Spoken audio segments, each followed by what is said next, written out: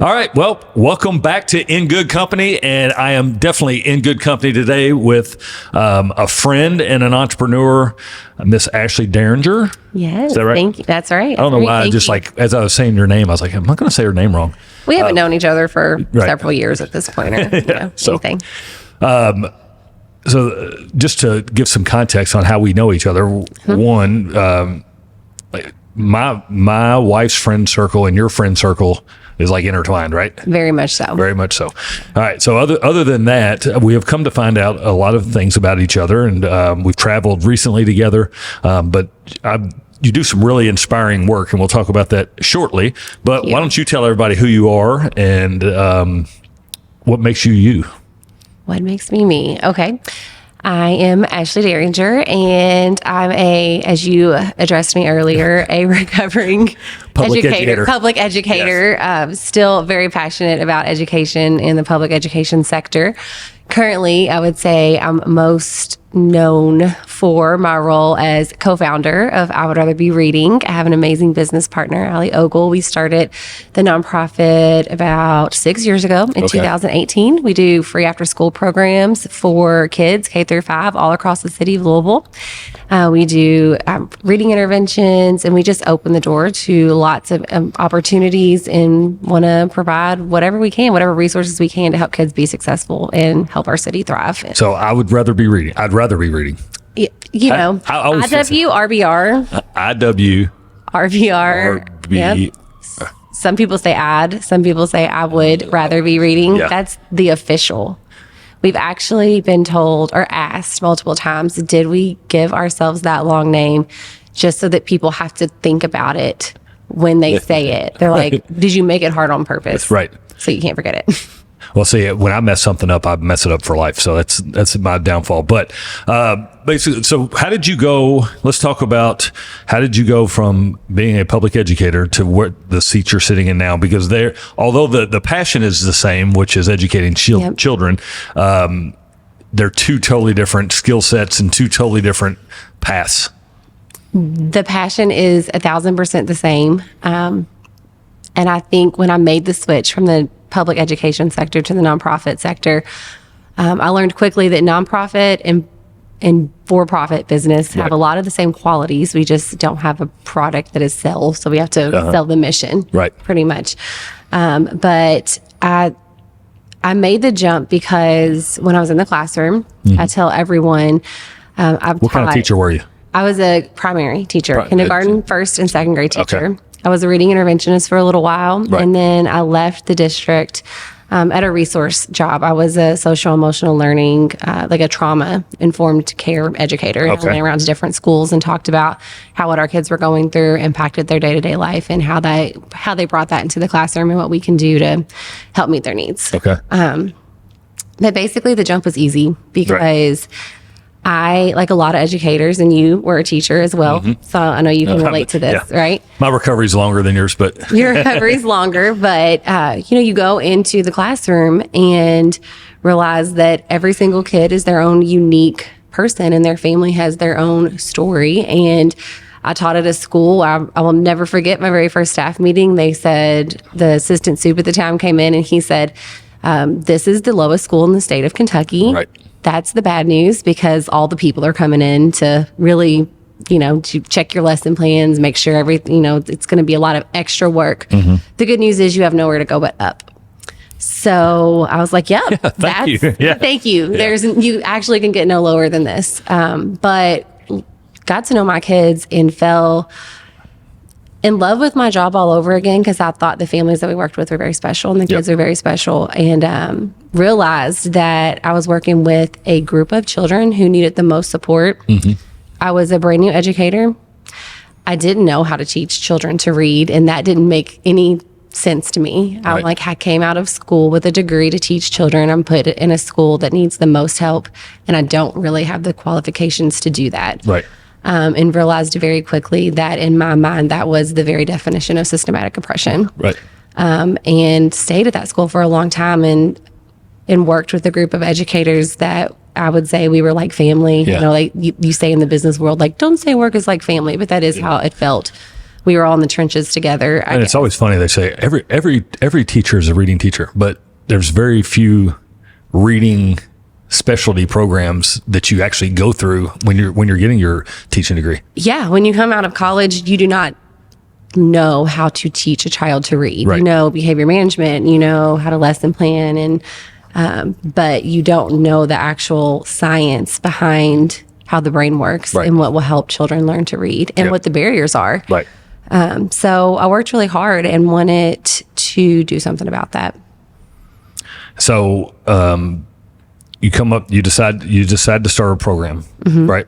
That's now, it wasn't your full-time job. It wasn't like, hey, I'm going to take over as director of this nonprofit and go get paid and blah, blah, blah. No. Like, this is something you and your friend grassrooted, ground up, and have grown it to where it is today. So let's Yes. talk about that. So 2018, we were both working on our reading certifications. Okay. I was at that time still in the classroom. I was working with a group of kids. I got to loop with them. I was their kindergarten, first, and second grade teacher. 50% of my kids were in out-of-home care. So I was at that time studying also about trauma and Okay. how it impacts the brain Yep. and how we can rewire the brain to help kids feel safe in school and help them be resilient learners, and also doing this reading certification program because I knew there was no way that I could be working with kids that had all this going on at home and not address that. Right. I could plan the best reading lesson in the world. Yeah. And that wouldn't matter if I didn't address what they were experiencing at home. Yeah, because reading, correct me if I'm wrong, reading is not one of the hierarchy of needs, right? No, So- no. Like, I'm going to need you to have a place to sleep. I Yeah. need Need you to shelter, have shelter, food, water, all Yeah. those things. And Yeah. that was not always the case. Yeah. And a lot of people don't see that every day. But so I wanted to do something. My co-founder, Allie, and friend, she wanted to do something about it. So we started asking people, we got permission from the district if we could host a summer camp at our school. And they gave us permission, but then we needed the money to pay people because, believe it or not, a lot of time goes into a summer camp, and we needed to be able to pay teachers. So we started asking people, how do you raise money so that we can pay for the things we need at the summer camp, the materials, the reading interventions, the field trips, the teachers. And someone told me, you do not want to start a nonprofit. It is so much work. There's a lot more that goes into it than you think. But every time I would go ask for donations from businesses, they would say, I need my tax exempt letters. Right. So against all advice, we started a nonprofit. What is that? Is it 503c? 501c3. 501c3. Yep. So, all right. So the first thing's the summer camp. Summer camp, 9 kids. What did that? 9 kids over how many weeks? 6 weeks. Where at? 9 kids, 6 weeks, Jacob Elementary. Every single kid came to our camp. Yep. We taught them coping skills. Like, yep, your circumstances might not be ideal, but here's how you recognize how you're feeling. Here's how you manage those feelings. Right. You are at school right now, or you're at summer camp. We want you to be able to take these coping strategies into the school year with you. We're going to have some fun while we're here, and we're going to help you learn how to read. All of them learned how to read. They increased their scores by like 6 months to 12 months in a 6-week time period. And where were they starting? Like, everybody starts at a different place, but We serve K through 5. Yep. So it was very fulfilling to see our kiddos who we had in 3rd grade, who were reading on a 1st grade level, enter the school year on a 2nd grade level. right. But we also had 5th graders who came to us on a 1st grade level that we sent to middle school on a 2nd grade level. Right.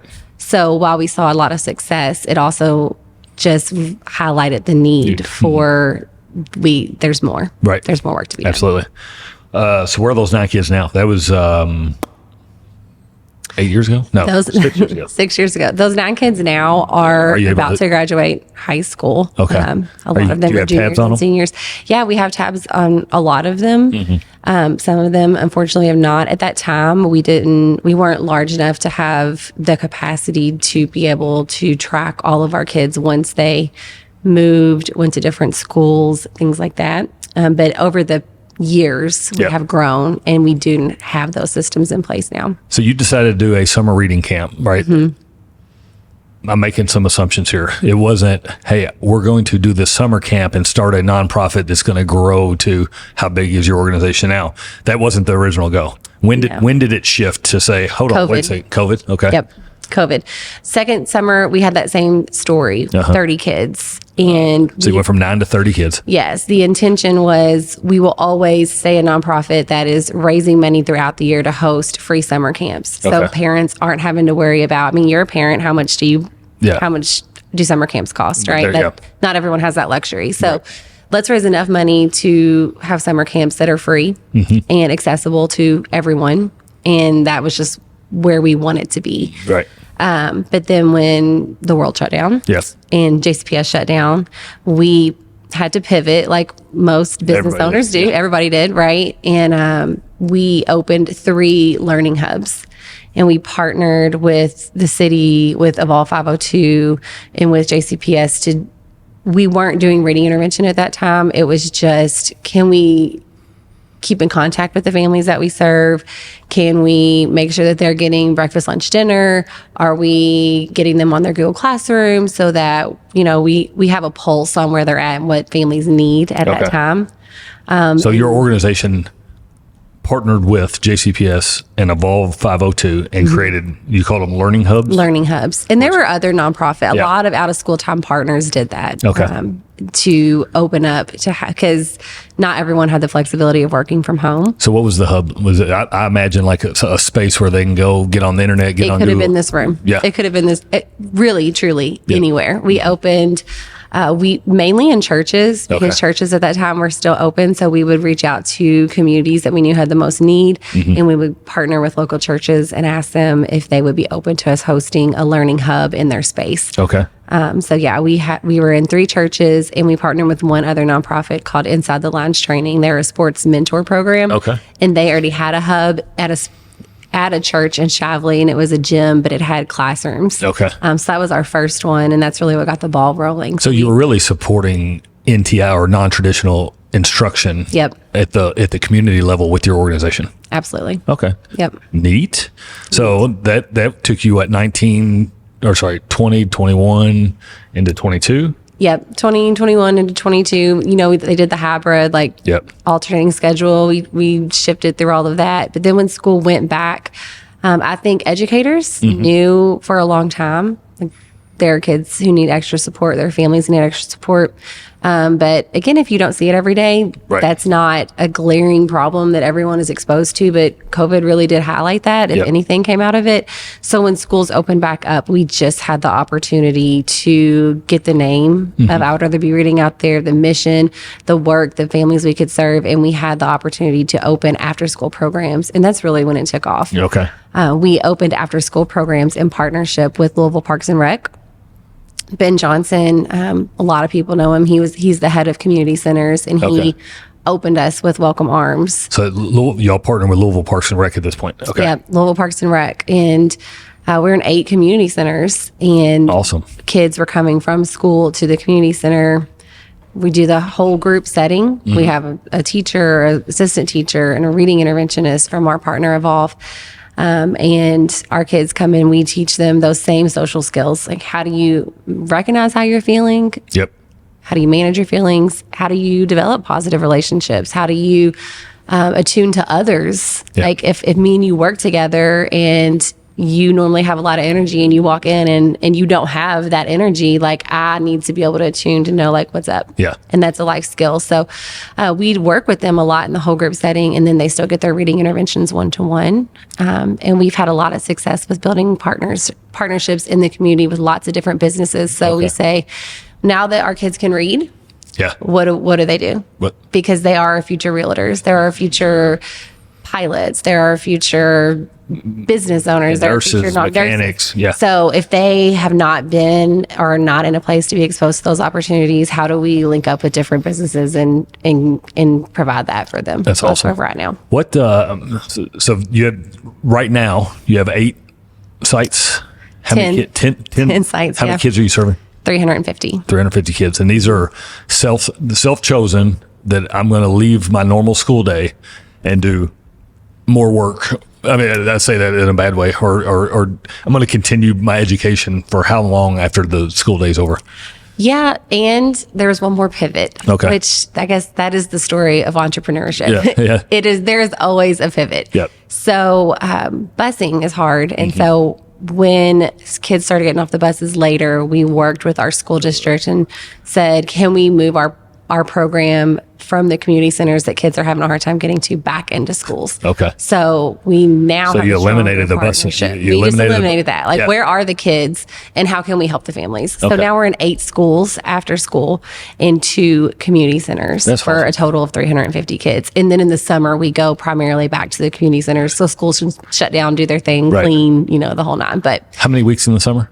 6 weeks in the summer. Okay. We shut down for a few weeks in Yeah. the, Let spring. everybody have some time. Open back up Yeah. in the summer, shut back down, let school, and we this- typically open back up at the end of September. Is this 4 or 5 days a week? Most of our programs are 4, but some are 5. Okay. Who is serving the kids? Are they retired teachers? Are they current teachers? Are they teachers in the school that take on an extra role? All the above. Okay.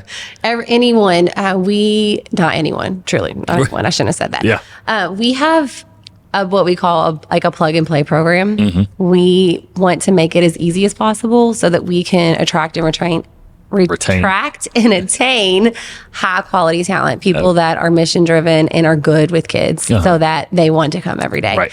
So some people are retired teachers, some are current teachers. We've had programs that assistant principals run for us. Okay. I think the beauty of we bring our skill set of we've been in schools, we know what a high quality lesson looks like. We understand behavior management, structure, consistency.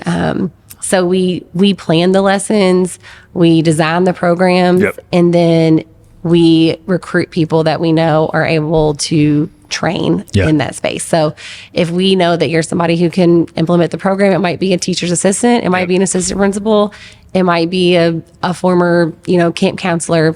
So the ideal candidate is probably a teacher just because of their institutional knowledge. But your program allows anybody to implement Yeah. and see success with the kids. Yeah. Tagline is written by teachers, but usable by anyone. What was it called? We always say it's written by educators, Okay. but for anyone to use. For anyone to use. Now, so I'm thinking about the logistics nightmare of creating an entire curriculum map and all the things that can go along with it. Yeah. That's a heavy lift. It's a heavy lift. Yeah. Are y'all Small but constantly, mighty. Yeah. Are y'all constantly rewriting the curriculum? Are you outsourcing it to a third party or? We write it. And again, it just goes back. We like to say we're the middleman Yep. between the school system and the out of school time programs and businesses.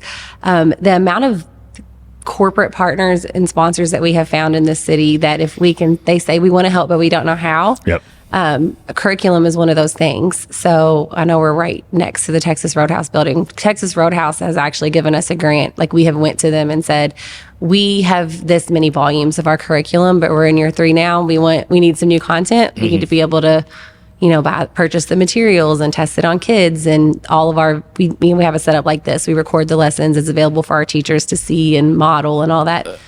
So actually Texas Roadhouse is one of our funders for the That's curriculum. awesome. Yeah. Louisville usually shows up for Louisville. They show up. Yeah. We show up. Yeah. Well, and so now this is, if I remember correctly from when we were traveling, we were talking, you're not just in Louisville anymore, right? No. So talk to us about that. I guess that's the entrepreneur piece of it. A lot of companies they're a for-profit and then they end up developing a nonprofit arm. We were the opposite. We were a nonprofit and grew quickly, high quality. And so we started having people come to us as the founders and saying like, well, can you help us design our programs? Can you write lessons for us? Can you train our staff? So we now have a for-profit consulting company, which was never really intended to grow the way it has. Right. But really excited for that opportunity. We opened our first program alongside LDG, which is an affordable housing community partner that's here in Louisville, but they also have properties in Texas. So we got to work with them this summer in a really, really exciting opportunity and brought our program to their community center site. We had 20 kids enrolled. We had enrichment every day, the same model. We implemented the curriculum that we wrote here. Yeah. We managed it from Louisville. We checked in with them. We did the site visit, and the families loved it. Yep. And so we actually have another after-school program opening next week in Houston, Texas. That is awesome. That is really cool. And I challenged you on vacation is a birthday party, a birthday trip to take it out of the country. Have you thought about that anymore? let's do it. Let's do it. I'm always up for, I'm like, what's next? Right. What's next? Yeah. So I'm going to put this into the world. I want to figure out a way to go to another country and have and use something that is uniquely their culture and sell it and use that as the profit to help them learn in their community. Why not? Yeah, entrepreneurship. Like, right. This is unique to you. Yeah. And then like they can learn from. So do you know, we have a lady that's a teacher on our team, and she goes down to, I'm going to say it wrong. I think she goes to Belize. She goes to Belize every summer. Okay. And teaches. She's got her whole group of kids that she teaches reading every year. And so that's what you need to connect us. I was like, let's go. We got to figure this out. Yeah, let's make it happen. All right. So tell me what's a metric? Like how do we say how big I'd rather be reading is? Or I want to correct me one last time. I would rather be reading. You nailed it. Okay. Didn't even need correcting. All right. How big of an organization is it? Like, because I know you're all now like a Derby sponsored fundraiser. You've got a big golf outing we just played in. Yeah. And one aspect of it is you're really just running a giant fundraising arm to support the mission that you all have laid out. So what does that look like on the financials?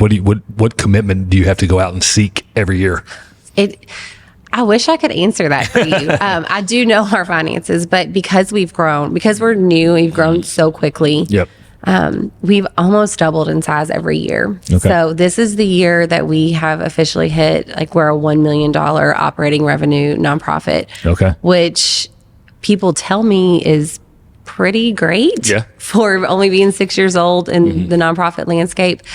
For me, that just means that's more kids that we're serving. It's more programs that we have to continue to, make sure they're high quality. We have to have the right people in place in development and fundraising, grant writing. So, it is. When I left the classroom, I never thought of myself as like a fundraiser per se, but it is something that I love to do. And it is how we've got a lot of community backing. I love people. I love to talk. I value relationships. And I will say that even in the classroom, when I was a teacher, I think I was known for being that teacher. I wanted to make sure I said hi to every kid every morning. I wanted to have like a personal relationship with them. And I've brought that into the nonprofit sector.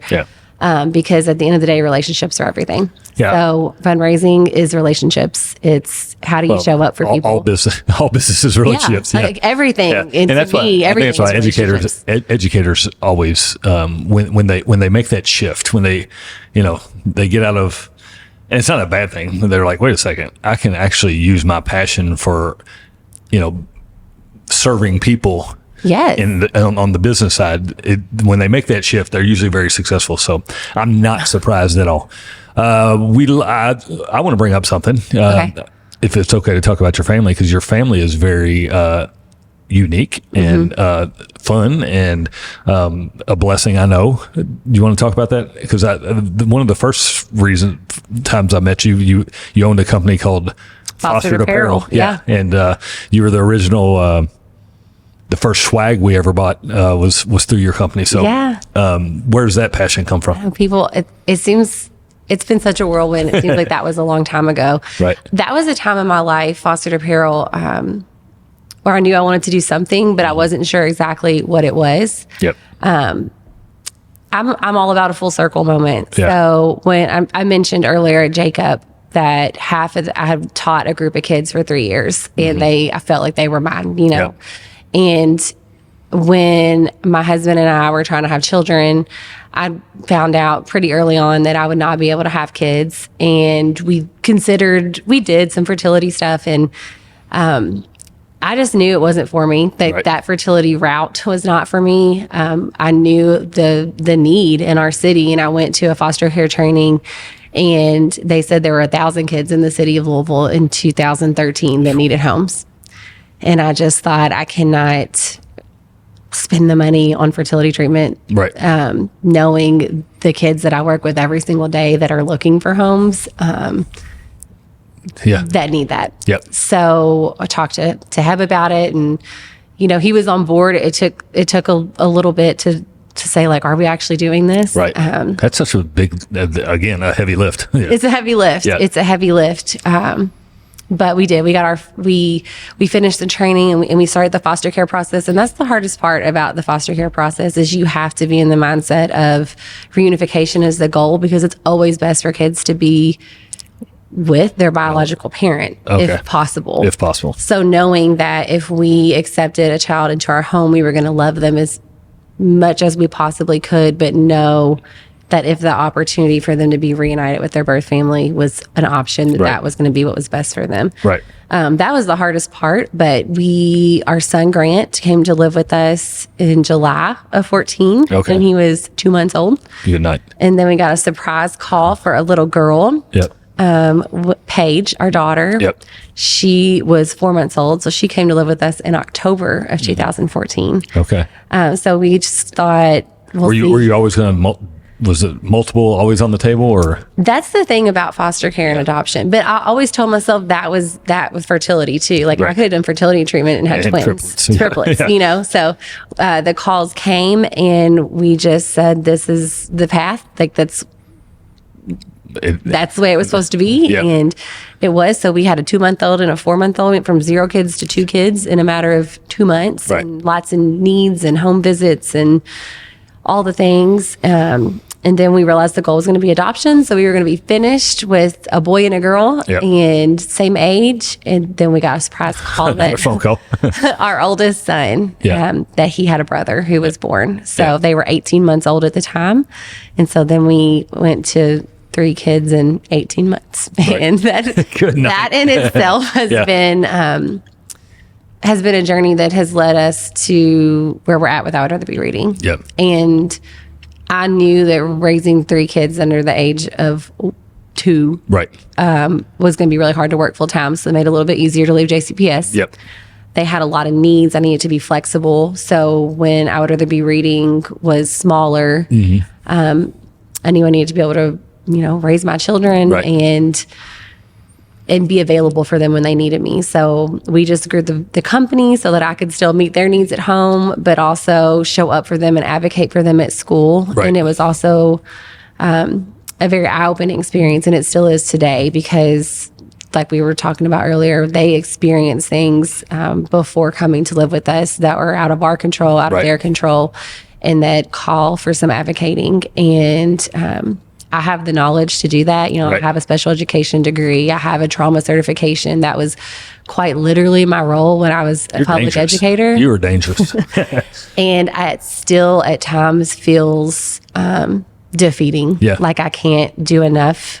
And that I don't know how to articulate that emotion, being an educator and knowing everything that we know. I mean, you've been through the ringer in terms of knowledge base, but taking a 3,000 foot view and looking down and thinking, I have all the access and I still can't get it. I have all the access in the world, and there are things that I'm like, I dropped the ball, and I reached out to everybody that I would have told a parent of mine to do when I saw like a student going through what my kids go through, and just feeling completely defeated and watching my kids just take a toll on them over the years. And so every time I have to advocate for my kids in a way and I start to feel defeated and overwhelmed, I imagine what it would be like to be food insecure or, unhoused or a single parent or someone who just doesn't have my knowledge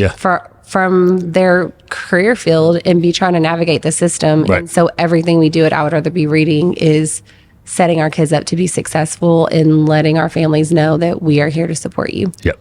That's awesome. I think that might have been a full circle moment for this podcast. Yeah. There you go. But yeah, I love it. So let's change gears a little bit. Well, first of all, not a shameless plug, a plug. If you have any interest in supporting I'd Rather Be Reading, reach out to me. We'll get you all connected. And it's so true.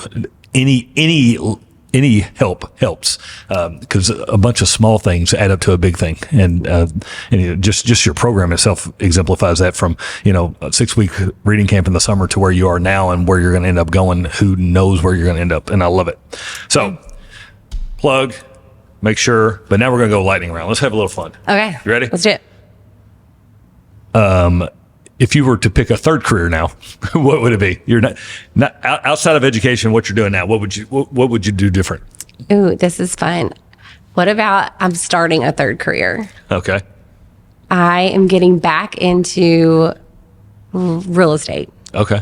So we had 2 rental properties before we started the nonprofit. I sold them to provide a little bit of sense of safety. Yeah. But yeah, I'm looking back into doing some midterm rentals. Okay.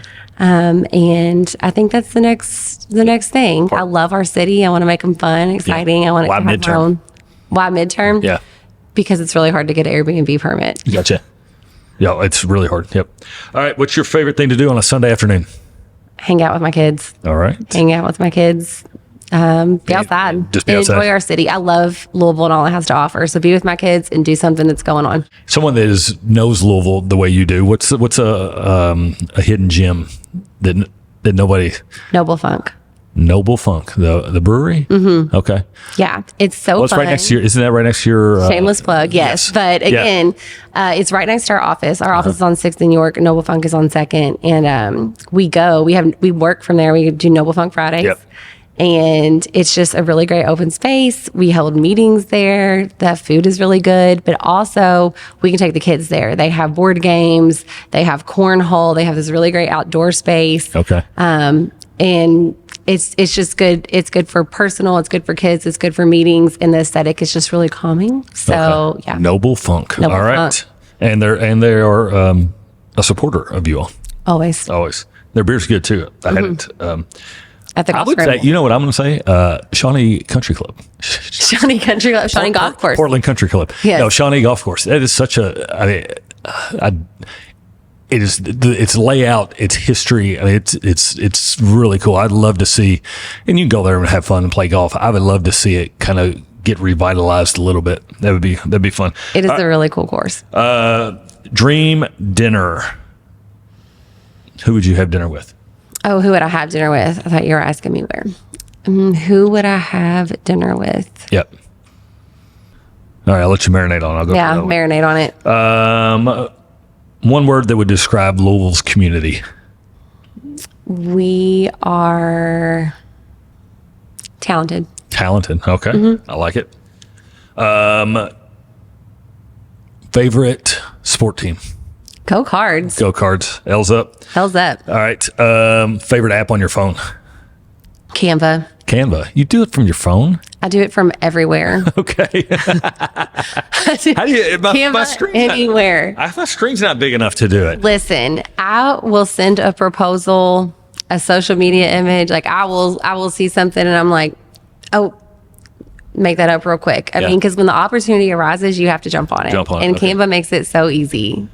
You already did this, but I'm going to ask you a question. It might get the same. You can't answer it the same. Favorite local restaurant?